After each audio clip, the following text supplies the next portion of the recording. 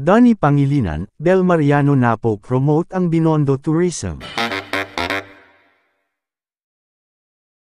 Dinudumog ngayon ang Binondo, Manila dahil sa mga fani ng teleseryeng Can't Buy Me Love.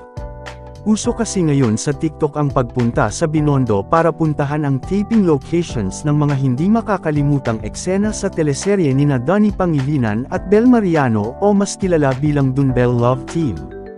Talagang iniisa-isa ng fans ang paghahanap kung saan ang mga nasabing location gaya ng Hongbon Bridge na malapit sa bahay ni Bingo na karakter ni Donnie. Go rin ang fans sa Muelle de Industria Park ng Pasig River na malapit sa Binondo Intramuros Bridge kung saan madalas maganap ang mga madedrama, masaya, at nakakakilig na eksena nina Bingo at Ling, karakter naman ni Bel. Talagang nire-reminisce ng mga fani ang mga eksena ng Dunbel sa gilid ng Pasig River at feeling bingling sila, ha?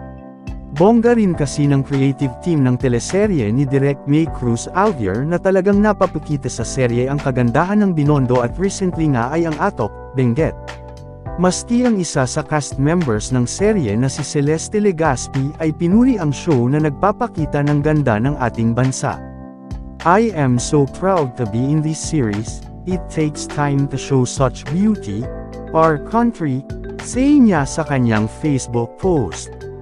Samantala, enjoy ang fans sa eksena ni Donnie at ng MMA fighter at dating Pinoy Big Brother Community Season 10, housemate na si John Adajor at say pa nila, pwedeng-pwede na ang ka-love team ni Bel sa mga proyektong may elemento ng martial arts.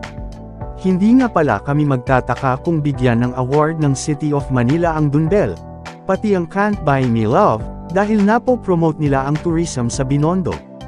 Mr. Kasag pa here. E-subscribe muna yan for more news updates.